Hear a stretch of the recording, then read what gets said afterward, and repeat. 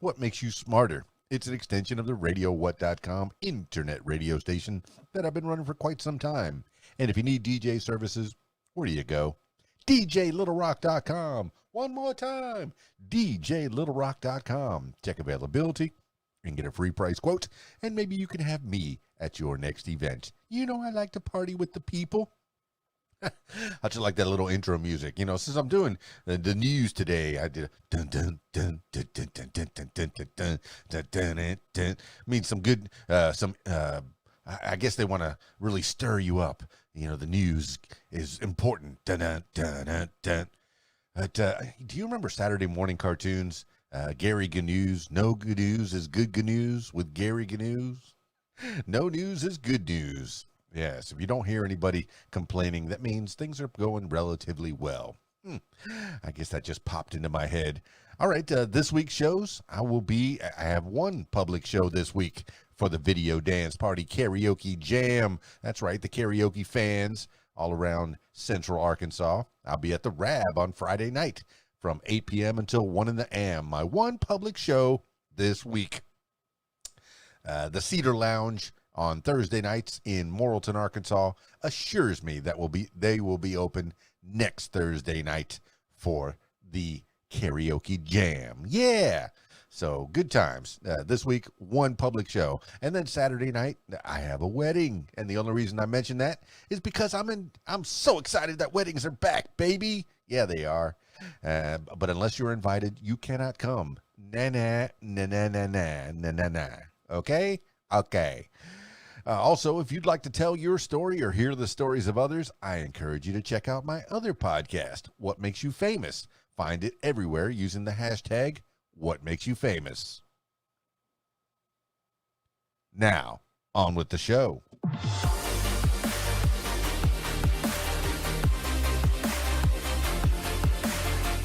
Today on the program, 10 things you need to know today for Tuesday, November 10th, 2020. 10 things you need to know today.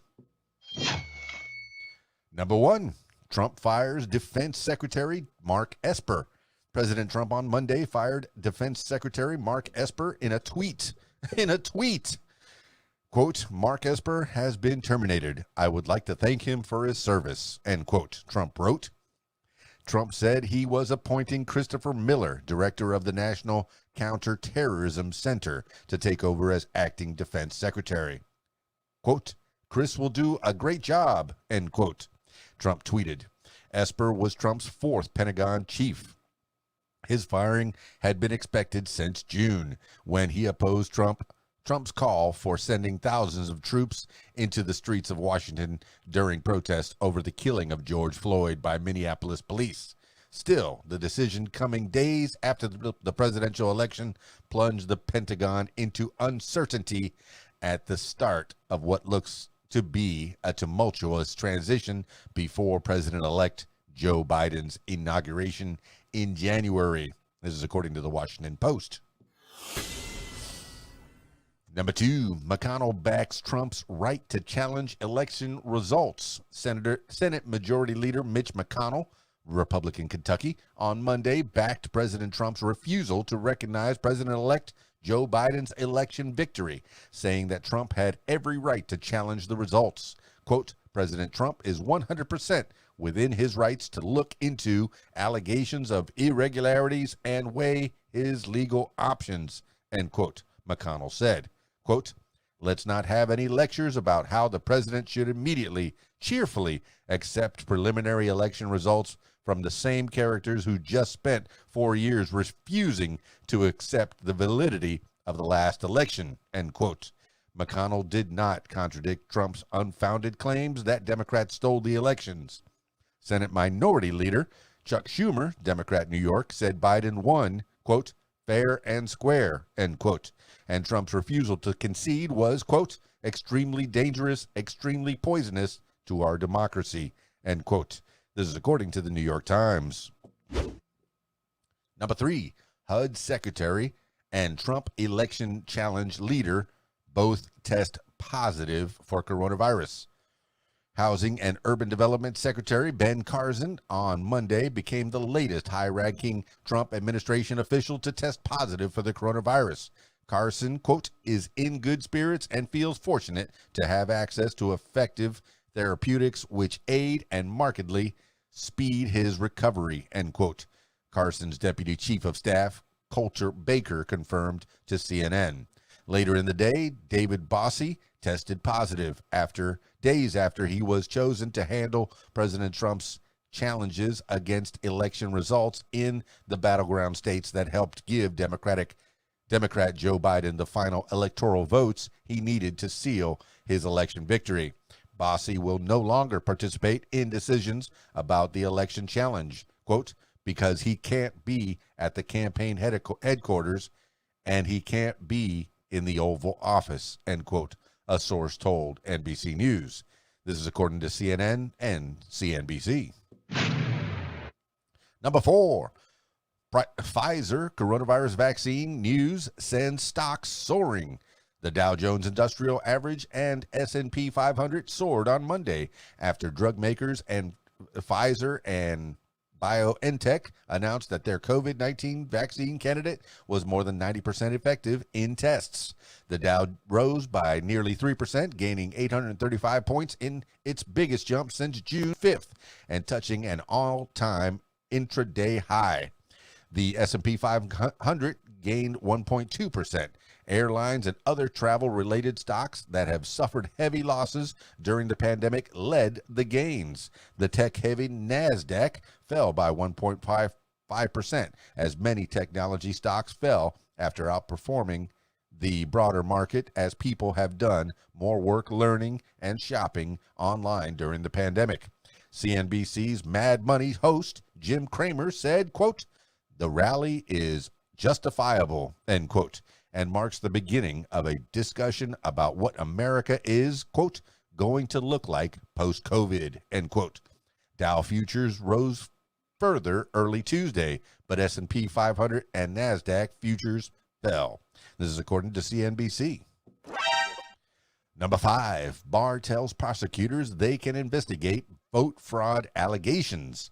Attorney General William Barr on Monday authorized federal prosecutors to investigate, quote, specific allegations, end quote, of voter fraud before presidential election results are certified. Barr said, quote, specious, speculative, fanciful, or far-fetched claims should not be a basis for initiating federal inquiries, end quote. The move reversed longstanding Justice Department policy against using law enforcement to affect election outcomes. The official who oversaw voting fraud investigations in the Justice Department's Public Integrity Section, career prosecutor Richard Pilger, resigned hours after Barr's announcement, citing the policy's, quote, ramifications, end quote. Stephen Vladeck, a professor at the University of Texas School of Law, called Barr's action, quote, one of the more problematic acts of any attorney general in my lifetime, end quote. This is according to the New York Times. Number 6, Bolivia's former leader Evo Morales returns from exile. Former Bolivian President Evo Morales returned from exile on Monday. Morales is the country's longest-serving leader, left the South American nation a year ago after his failed attempt to hold on to power left the country deeply divided. Morales was met with brass bands and hundreds of enthusiastic supporters when he crossed the border from Argentina. But none of the national leaders of his Socialist Party were there to meet him. The party returned to power this month after a peaceful election. The new president, Luis Arce, indicated in his campaign that Morales would not play a role in the new government.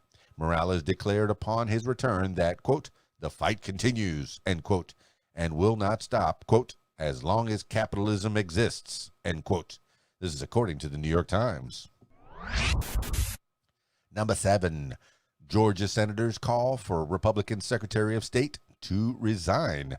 Senators Kelly Loeffler and David Perdue, Republicans Georgia, on Monday called for Georgia's Republican Secretary of State, Brad Raffensperger, to resign because of what they called, quote, failures, end quote, in the state's election process. Quote, the Secretary of State has failed to deliver honest and transparent elections, end quote. They said Loeffler and Perdue this week were forced into January 5th runoffs against rival Democrats. Loeffler against Reverend Raphael Warnock, and Perdue against Jon Ossoff. The races will decide control of the Senate. If Democrats win both seats, the chamber will be divided 50-50, with Vice President-elect Kamala Harris breaking ties. Raffensperger said he would not resign and defended his office handling of the election, calling it a, quote, resounding success, end quote, conducted with transparency. In the presidential vote, Democrat Joe Biden narrowly flipped the long red state. This is according to Politico. Number 8, Peru lawmakers impeach President Martin Vizcarra. Peru's Congress on Monday impeached the South American nation's president, centrist Martin Vizcarra, for alleged corruption. Vizcarra, 57, accepted the vote, reducing fears of a constitutional crisis. Quote, I declare that without agreeing with the decision today, I will leave the presidential palace and go to my home, end quote, he said. Quote, history and the Peruvian people will judge the decisions that each of one of us makes, end quote. Under the country's constitution, congressional leader Manuel Merino, an opposition lawmaker and businessman, is in line to assume the presidency until Vizcarra's term ends in July. Vizcarra has denied allegations that he accepted bribes worth $640,000 when he was a regional governor. This is according to BBC News and the New York Times. Number 9, FDA approves emergency use of Eli Lilly coronavirus antibody drug. The Food and Drug Administration on Monday granted emergency use authorization for drug maker Eli Lilly's experimental antibody drug for some COVID-19 patients. The treatment is the first antibody drug to receive such approval. Doctors will be allowed to administer it to patients who are not hospitalized but who face a risk of serious illness due to their age or other conditions. Trial data showed that a one-time infusion of the drug reduced the need for hospitalization or emergency room visits for these high-risk patients. President Trump received a similar treatment developed by Regeneron Pharmaceuticals when he was diagnosed with COVID-19 in early October. Dr. Anthony Fauci, the nation's top infectious disease expert, said the treatment likely contributed to Trump's recovery. This is according to Reuters. Number 10, White House blocks access for Biden's transition team. The Trump White House on Monday told administration leaders not to cooperate with President-elect Joe Biden's transition team. Agencies across the federal government had prepared briefing books and allocated office space for members of Biden's transition team, but officials were directed to hold off on giving them access because President Trump's campaign is pursuing legal challenges to the results in several battleground states, and Trump has not conceded. Quote, we have been told, ignore the media, wait for it to be official from the government, end quote. A senior administration official told the Washington Post. The head of the General Service Administration, Emily Murphy, has declined to sign papers releasing Biden's $6.3 million shares of transition resources. This is according to the Washington Post. That's 10 things you need to know today for Tuesday, November 10th, 2020. Thank you so much for listening. This has been What Makes You Smarter. It's Keys Dan, trying to fill my head with knowledge. I guess I don't usually editorialize, but my head is pounding with the knowledge that I've just read. But that's what elections do, man. It's not the first time that the elections have been contested. It's not the first time that things have been iffy, and we're just living through this particular time. Everything's going to be just fine, he says, as Rome falls. Could this be the fall of the nation? I don't know. I hope not. I suspect we're going to do just fine on the other side of this. You know, it seems. I don't know. I haven't. Trump has every right to contest the results, and Joe Biden has every right to claim his victory. So they both have rights. They're both right. Are they both right? I don't know.